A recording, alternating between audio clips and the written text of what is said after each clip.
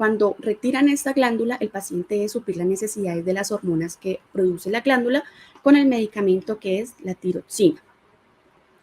Esta glándula tiene una similitud, lo que es una mariposa, por sus formas de los lóbulos como si fueran unas alas, y en el espacio central, que los lóbulos van unidos por un istmo, sería como el cuerpo de una mariposa. Igualmente, también lo asimilan mucho lo que es la forma de una H. Esta glándula es la encargada de producir algo que se llama la T3 y la T4. La T3 es la encargada de producir o la de regular todo el metabolismo de nuestro cuerpo. La T4 es la encargada básicamente de regular lo que es nuestro peso, nuestra fuerza corporal, nuestro estado del ánimo, nuestra energía. Cuando esa glándula se aumenta de tamaño o tiene alguna complicación, como ella va como abrazando lo que es la tráquea del esófago, puede presentar síntomas como lo son la dificultad para respirar, la dificultad para tragar y disfonía, que pues es como engrosamiento en la voz. Para continuar, voy a hablarles un poco qué son los nódulos en la tiroides. Básicamente, los nódulos en la tiroides son una masa palpable o no palpable que nos encontramos en el cuello. Estos pueden ser malignos o benignos. Un dato importante es que 2 o 3 de estos nódulos de 20 son cancerosos. Entonces, ¿quién dice? La probabilidad de que sean malignos es baja. Y la mayoría de esos son menores a 1 centímetro. Por eso la cantidad o los nódulos tiroideos no todos son encontrados por palpación. Un dato muy importante, antes de continuar, es que básicamente el carcinoma papilar de tiroides, el 80% de las neoplasias foliculares son aumentadas por lo que son las radiaciones ionizantes y los antecedentes familiares de cáncer. Y del 20 al 50% de los pacientes que han sido intervenidos por algún cáncer de tiroides deben ser nuevamente ingresados a salas de cirugía. ¿Por qué? Porque nuevamente hacen una metástasis a los ganglios y estas micrometástasis son menores a 2 milímetros, básicamente en el 80 o el 90%.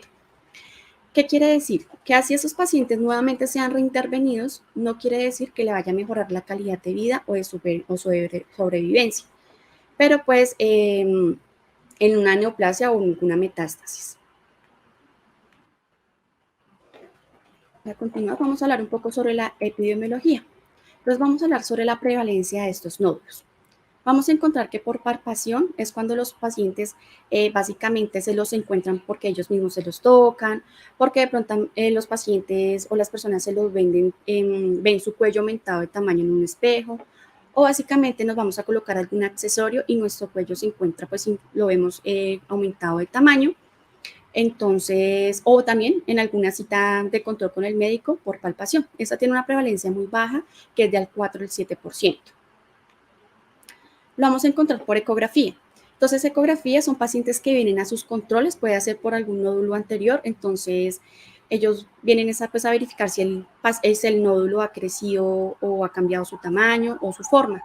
También en pacientes que ya han tenido su cirugía de tiroides y pues quieren ver si hay algún nuevo nódulo o alguna metástasis a los ganglios cervicales. O también pueden venir a una ecografía de control y pues su expansión al cuello, podemos evidenciar que pueden haber nuevos nódulos como forma de incidentalismo. En las autopsias, básicamente autopsias son pacientes que no tenían idea que tenían estos nódulos tiroideos y pues en este momento se los encontraron. Eso tiene una prevalencia del 37 al 57%. En su incidencia, dice que estos nódulos aumentan con la edad, básicamente pacientes mayores de 60 años.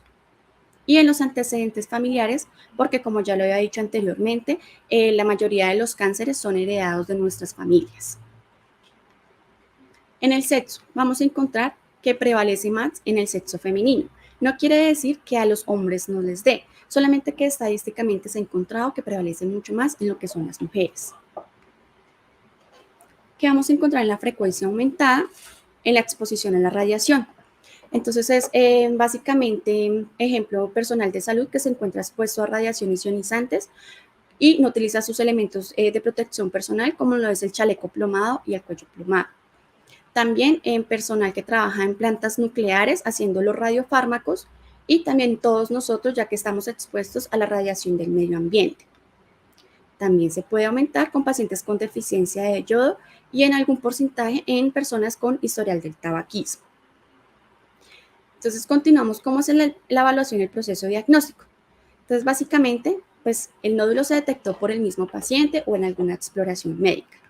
¿Qué se va a hacer? El médico va a enviar lo que es un examen de ecografía, donde aquí el médico radiólogo lo que va es a definir si algún nódulo es maligno o benigno. Según esta clasificación, el que va a enviar, lo que va a enviar es una biopsia. ¿Para qué se envía una ecografía o una biopsia? Básicamente debe ser para evaluar y descartar la malignidad de estos nódulos. Y ahí finalmente, eso es para evitar cirugías innecesarias y potencialmente dañinas. Anteriormente no se encontraba o no se contaba con este tipo de evaluación por ecografía. Los pacientes se llevaban innecesariamente a una sala de cirugía donde se encontraban que muchos de estos nódulos pues eran negativos. Esto nos ayuda para darle una mejor calidad de vida al paciente y un seguimiento seguro para ellos. Entonces ya el paciente se detectó su nódulo en su consulta médica. El médico, ¿qué es lo que va a indagar durante esta consulta? Va a indagar la edad del paciente. ¿Por qué? Porque hay muchos síntomas que se pueden confundir con lo que es la adolescencia, con síntomas como el hipertiroidismo o hipotiroidismo. Entonces ellos van pues a descartar si es la edad del paciente o algún síntoma que nos pueda influir que sea un nódulo tiroideo. Antecedentes familiares de patología benigna o maligna de tiroides, porque como ya lo habíamos dicho, pues los cáncer de tiroides básicamente también son heredados por nuestra familia. También va a indagar radioterapia de cabeza y cuello, porque la radioterapia lo que hace pues, es dañar lo que son los tejidos de la cabeza y el cuello. En el momento de aparición del nódulo y su rápido crecimiento.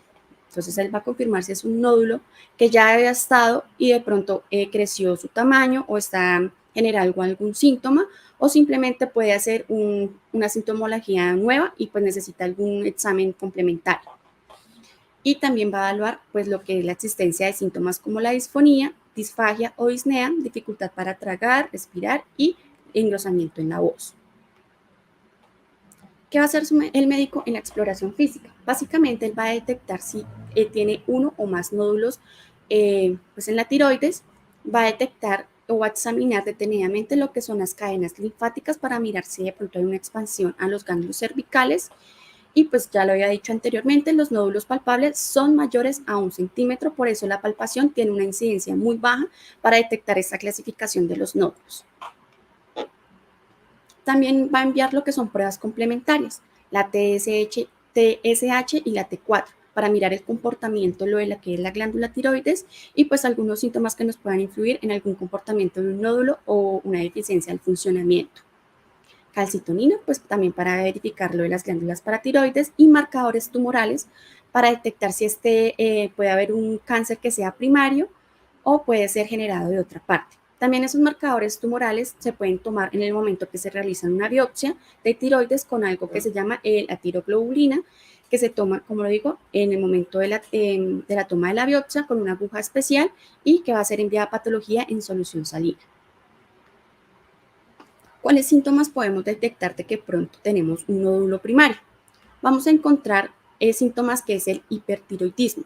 El hipertiroidismo, ¿qué nos puede causar? Este puede causar una pérdida de peso sin causa aparente. También nos puede causar aumento de la sudoración. Puede generar temblor y nerviosismo y también puede producirnos taquicardia. Básicamente son pacientes o personas que en todo momento ustedes los encuentran que son como personas muy aceleradas.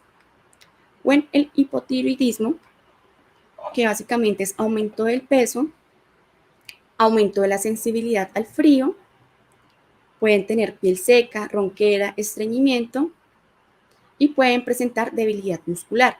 Básicamente son pacientes que se sienten a toda hora muy cansados, que se le parten las uñas o su cabello también es muy seco.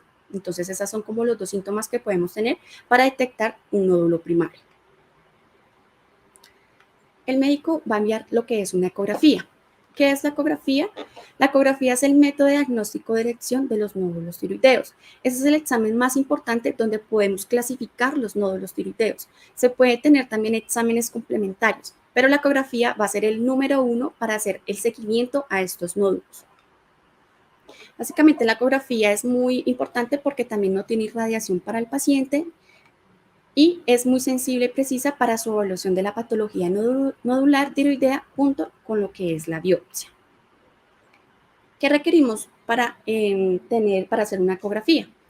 Entonces tenemos que tener pues el ecógrafo que tenga una función Doppler, que tenga color y potencia.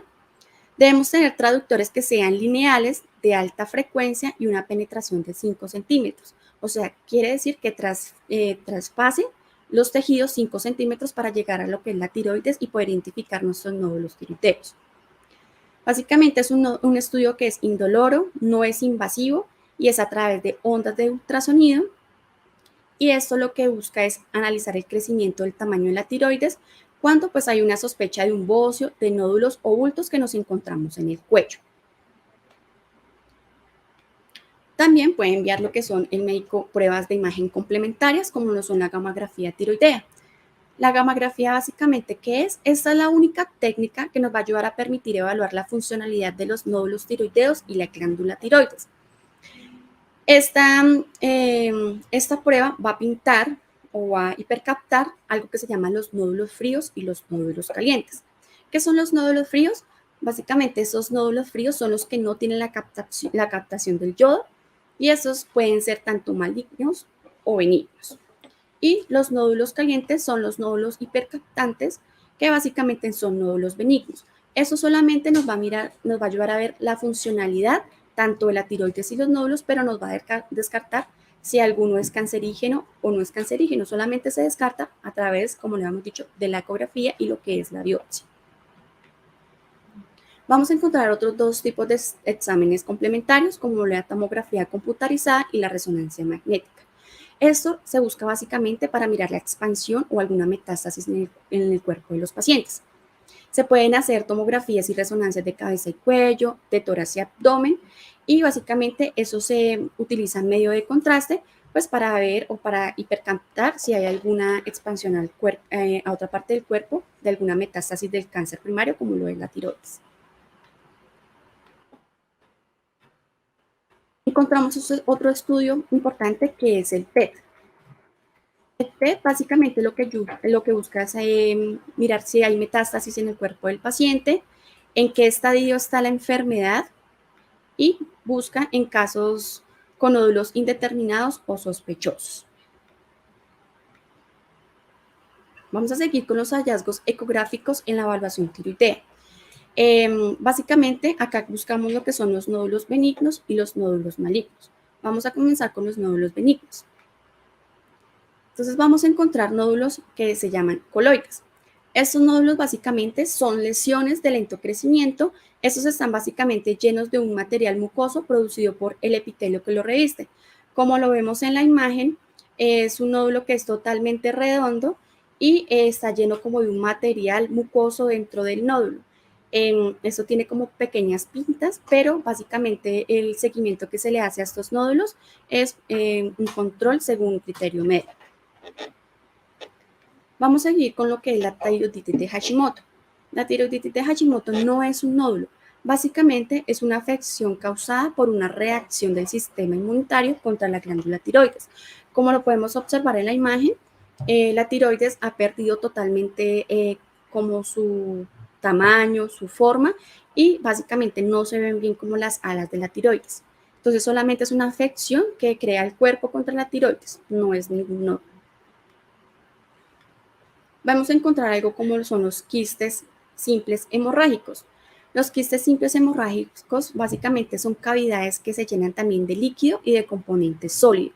Esos son de gran tamaño y son fácilmente evaluados por ecografía. Básicamente los pacientes que tienen quistes simples hemorrágicos, ellos sienten un leve movimiento de este quiste en el cuello cuando van a deglutir o cuando se acuestan también pueden cambiar su posición. Algunos de estos quistes son dolorosos en el momento de la palpación para el paciente. Seguimos con un adenoma folicular, que es algo benigno, que básicamente es un tumor tiroideo que está encapsulado. Este suele presentarse como un nódulo solitario, tiene un tamaño entre 1 y 3 centímetros y básicamente lo que se va a realizar es un control, un seguimiento de este nódulo. La tiroiditis subaguda. Esa tiroiditis básicamente es una inflamación de la tiroides de probable etiología viral. Esto cuando los pacientes tienen esta tiroiditis van a presentar por lo general van a presentar fiebre, dolor en el oído, dolor en el cuello y son manejados básicamente con lo que son los corticoides y antivirales. Esta tiroiditis subaguda puede mejorar su inflamación a través del tiempo con estos medicamentos. Continuamos con lo que es un hematoma.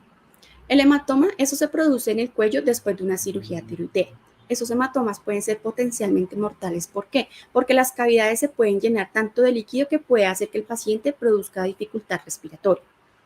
Estos pacientes, cuando producen estos hematomas, son nuevamente evaluados por ecografía y si la cavidad está muy llena de líquido, nuevamente van a ser ingresados a salas de cirugía. También vamos a encontrar algo que se llama la hemiagenesia tiroidea. Esto es una rara malformación congénita caracterizada por la ausencia del desarrollo evolutivo de uno de los lóbulos tiroideos. En la imagen podemos evidenciar que uno de los dos lóbulos se ve como si fuera la ala, como decimos, de la mariposa, pero en la otra parte se ve una cavidad totalmente vacía. Esto a temprana edad puede producir un hipertiroidismo, pero ya en edad avanzada puede generar un hipotiroidismo y debe ser manejado con medicamentos. El teratoma. Un teratoma básicamente contiene una cápsula con un quiste lleno de fluido y están básicamente encapsulados. Son nódulos solamente de seguimiento. Y vamos a encontrar algo que se llama un higroma quístico. Esto básicamente es una dilatación difusa de los conductos linfáticos que lo vamos a encontrar con el nombre de tejido linfático embrionario. Eso se da desde que el feto está en el vientre. Se asocia a la obstrucción linfática generalizada, pudiendo presentar derrame pleural y edema cutáneo, como se observa en la imagen debajo del oído y de la axila del bebé. Vamos a continuar con nuestros nódulos malignos. Estos malignos, básicamente, estos nódulos son confirmados ya por biopsia. Entonces vamos a encontrar el carcinoma papilar. ¿Carcinoma papilar qué es? Es un tumor maligno básicamente del epitelio. Este es de aspecto esmerilado, es pálido y totalmente vacío y su tamaño es grande y su contorno es irregular. Como vemos en la imagen, ya ha perdido totalmente su forma y tiene como algunas, como si fueran algunas paticas fuera del nódulo. Esto es obviamente más malo que bueno. El carcinoma folicular. Este también es un tumor maligno y es de las formas de cáncer de la glándula tiroides que más se evidencia o se encuentra de los carcinomas de la tiroides. Este también hay evidencia que ha perdido totalmente su forma y ya ha invadido lo que son algunos vasos. Vamos a encontrar el carcinoma medular, que también es confirmado por algunos exámenes complementarios también después de la biopsia. Básicamente, este es un cáncer de la glándula tiroides que comienza en las células que se denominan las células C, que liberan una hormona que se llama calcitonina. También vamos a encontrar algo que se llama el carcinoma anaplásico. Este a menudo son hipoecoicos, engloban o invaden los vasos, por eso es tan importante tener un ecógrafo que tenga función doble y color para mirar la invasión a los vasos, como lo ven en la imagen, pues las partes rojas y azules es que ya están invadiendo los vasos. Vamos a encontrar también lo que es un linfoma tiroideo. El linfoma tiroideo básicamente es uno de los cánceres primarios que atacan las glándulas de la tiroides. Esas básicamente se agrandan y son firmes y atacan lo que son las vías respiratorias. Entonces, son pacientes que encontramos que se les engrosa la piel y tienen mucha dificultad para respirar. Y ya básicamente en cáncer metastásico, que también se ve por algunos exámenes complementarios, básicamente es donde las células cancerosas de la tiroides pueden propagarse a otras partes del cuerpo, como lo son los pulmones y los huesos. Por eso es tan importante después de eso generar o realizar una resonancia y una gamografía. Después de todo eso, el médico, ¿qué es lo que va a caracterizar mediante la ecografía? Entonces, primero lo que va a caracterizar de los nódulos son sus márgenes. ¿Qué va a caracterizar si es redondo u ovalado como lo ve la imagen? Esto es mucho más de bueno que de malo. Entonces, el nódulo básicamente es un nódulo totalmente redondo y no pierde su forma. Vamos a encontrar también un nódulo que es irregular, que es más malo de bueno. Como lo vemos en la imagen del lado, este nódulo básicamente ya no tiene forma y se está expandiendo o va creciendo en su tamaño. Vamos a encontrar la ecogenicidad. un nódulo anecoico que es un nódulo que es totalmente redondo y parece que estuviera lleno de líquido. O un hipocoico, que básicamente es que está totalmente vacío. Esos nódulos pueden ser pues totalmente benignos. Vamos a encontrar su forma. Ellos van a caracterizar si el nódulo es más alto que ancho o más ancho que alto, para confirmar si tiene alguna anomalía, alguna complicación que nos pueda indicar que es un nódulo maligno. Las calcificaciones. Ellos van a encontrar o van a buscar en los nódulos que tengan microcalcificaciones. Cuando son microcalcificaciones, como lo vemos en la imagen, que son nódulos o como pequeñas pinticas dentro del nódulo, quiere decir que este tiene el 29 al 50% de ser más malo que de bueno. Y también macrocalcificaciones, pues que ya serían mucho más grandes dentro del nódulo. En su composición del nódulo podemos encontrar algunos que sean sólidos y quísticos. Sólidos, pues como lo vemos en la imagen, está todo como yo totalmente lleno o caracterizado como con epitelio, y quístico que está totalmente lleno pues de líquido. Y algo muy importante que ellos van a caracterizar es la vascularización. Vuelvo y digo, es por eso es tan importante tener un traductor que tenga función Doppler color, igualmente pues nuestro ecógrafo, para evidenciar que pues ya tiene una expansión directamente a lo que son los vasos. Entonces, básicamente es un nódulo que pues es totalmente maligno. Aparte de ellos evaluar lo que son los nódulos tiroideos, también ellos van a evaluar y van a localizar los ganglios cervicales. Como lo vemos en la imagen, entonces ellos van a evaluar o van a examinar lo que es el grupo submaxilar, el grupo yugular alto.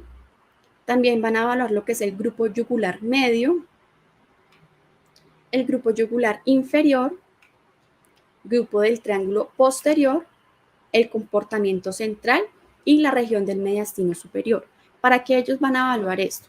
¿O qué se describen estos ganglios cervicales? Básicamente ellos van a mirar que si tienen un ganglio en la localización 2 y 4, puede ser un ganglio que tenga más probabilidad de ser maligno que de bueno. Van a evaluar su forma, como también lo van a evaluar cuando son los nódulos en la tiroides, también su tamaño, algo que se llama una presencia de hilo, que si es en algún espacio donde puedan ellos invadir lo que son los vasos, su ecogenicidad, pues si es un nódulo que totalmente como lleno de material o si es totalmente vacío, la vascularización, que es donde van a mirar si pues también está invadiendo los vasos, y la presencia de microcalcificaciones es que es lo que nos va a identificar si un nódulo tiene algo más o un ganglio más de bueno que de malo. Y cuando consideramos básicamente que estos ganglios pues no son significativos para que algo sea maligno, pues que su hilio sea totalmente visible, que su forma sea totalmente ovalada y su tamaño sea normal, y pues que no tenga presencia de vascularización. Entonces eso nos dejaría como un poco más tranquilos para descartar de que de pronto un ganglio cervical tenga alguna metástasis. Después de esto, el médico, ¿cómo va a clasificar estos nódulos? De la clasificación del riesgo, según la Sociedad Científica de Lata del 2015, nos va a determinar, según el patrón sonográfico, si es de alta sospecha, sospecha intermedia o baja sospecha. Entonces, de alta sospecha el nódulo, su característica al ultrasonido, que nos puede decir que sus márgenes sean totalmente irregulares, o sea, haya perdido totalmente su forma, que no sea un nódulo totalmente redondo, microcalcificaciones en su interior, pequeños como punticos dentro de los nódulos, como lo había dicho anteriormente en la imagen, que sea más alto que ancho, esto nos indica que es un nódulo que tiene probabilidades de que sea maligno, y calcificaciones con evidencia de extensión extratiroidea, o sea, no solamente está en la tiroides, sino pues ya haya tomado alguna parte más fuera de la tiroides. Su riesgo estimado es mayor al 70 al 90%, y básicamente este tamaño para considerar la biopsia es que sean mayores a 1 centímetro. Cuando la sospecha es intermedia, es cuando un nódulo sea totalmente sólido, que sea hipoecoico, que no tenga microcalcificaciones en su interior, puede tener macrocalcificaciones, pero micro no, porque es algo más de, pues, tal vez de malo que de bueno. Es más ancho que alto y también su extensión sea extratiroidea. Su riesgo estimado es del 10 al 20%, y su tamaño para ser considerado una biopsia es que sea mayor a lo que sea 1 centímetro. ¿Cuándo vamos a identificar un nódulo que es de baja sospecha según ecografía? Cuando las características al ultrasonido es que sea un nódulo que sea totalmente sólido, que sea parcialmente quístico y sin signos de malignidad. Su riesgo estimado es del 5 al 10% y el tamaño para la biopsia es mayor al 1.5 centímetros. Y cuando es muy baja sospecha es cuando es parcialmente quístico y no tienes características de malignidad, que básicamente es menor al 3%, y estos nódulos básicamente siempre lo que se les realiza es un seguimiento cuando son mayores a 2 centímetros. Va a explicar básicamente qué es la biopsia de tiroides bajo ecografía. Una biopsia de tiroides básicamente se consiste en extraer una muestra de la lesión encontrada por ecografía con un estudio histológico, como lo vemos en la imagen. Vemos el traductor pues señalando la parte en donde debemos encontrar el nódulo, y el médico radiólogo lo que va a hacer es introducir una aguja básicamente al nódulo.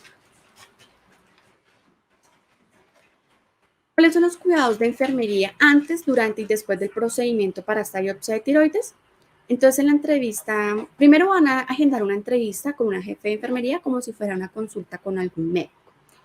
La jefe, ¿qué es lo que va a revisar? Los datos del paciente, va a dar indicaciones para la preparación, ejemplo, que vengan en ropa cómoda, acompañados de algún familiar, que lleguen 30 minutos antes a esta biopsia. Va a revisarlo, todo lo que es el proceso administrativo, le va a indicar al paciente cuáles son sus órdenes médicas que debe traer. Van a hacer una revisión de imágenes, si son dentro de la institución o extrainstitucional. Lo que va a hacer la jefe es mostrarle esas imágenes a algún médico radiólogo. Si tienen alguna sospecha, van a revisar la paciente antes de generar o de indicar una biopsia. La van a revisar por ecografía y van a definir si ese nódulo sí se debe biopsiar o simplemente ellos deben hacer un seguimiento básicamente en 6 meses de este nódulo. Va a dar las instrucciones para el procedimiento y va a agendar esta cita o esta biopsia en alguna de nuestras cámaras de radiología para realizar la biopsia. Después de esto, ¿cuál es el alistamiento antes de la biopsia por el auxiliar de enfermería? Vamos a listar todo lo que es la papelería. Entonces, entre la papelería que debe encontrar, pues la entrevista realizada por la jefe, las hojas de notas de enfermería, vamos a utilizar una hoja de la pausa de seguridad, una orden para el envío de las muestras a patología que la va a llenar el médico con la cantidad de biopsias y la lateralidad del nódulo. Vamos a entregar una hoja con cuidados después del procedimiento al paciente para que lo lea también junto a su familia. Vamos a entregar una hoja de entrega de resultados. Básicamente esos reportes se entregan 5 días hábiles.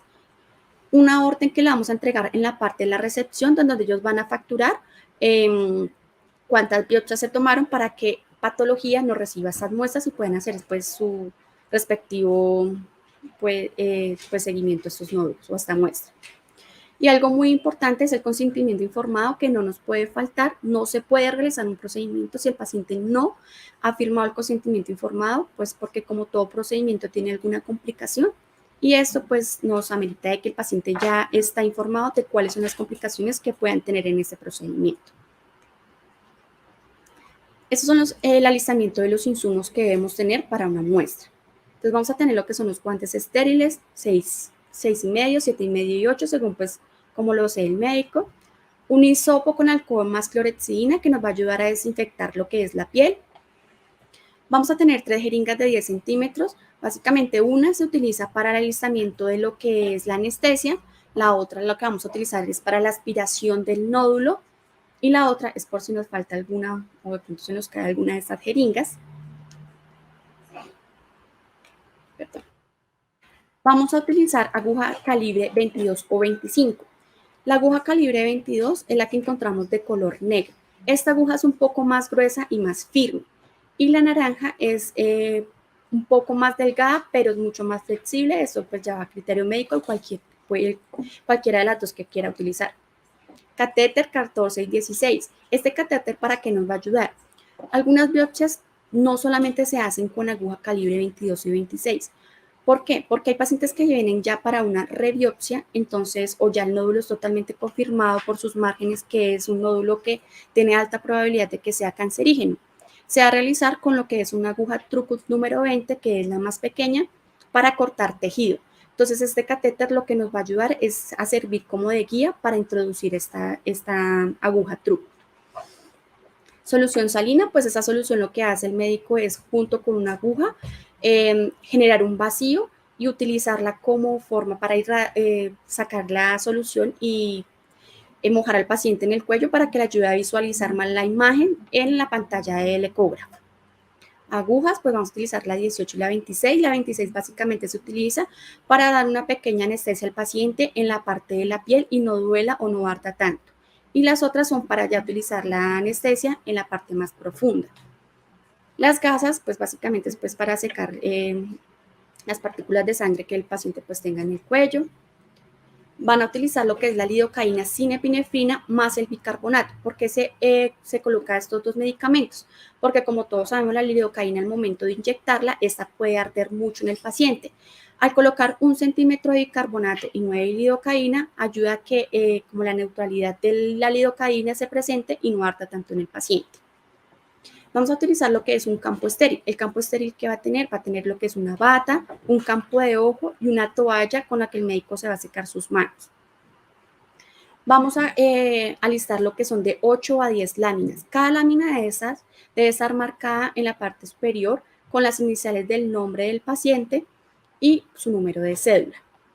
También vamos a tener una estoquineta. Esta estoquineta lo que nos ayuda es a vestir lo que es el traductor, porque pues como estamos evidenciando, este procedimiento es totalmente estéril.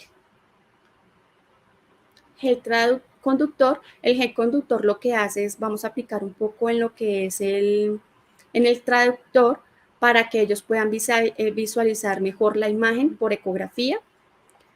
El formol, cuando utilizamos el formol, cuando las muestras que tomamos por aguja truco son tejido, se envían básicamente 5 cilindros en formol y en alcohol vamos a colocar de 8 a 10 láminas según las que tome pues el médico radiólogo. El tubo estéril, ¿para qué se usa? Esto se usa para enviar, como lo dije al principio, para realizar la muestra de la tiroglobulina.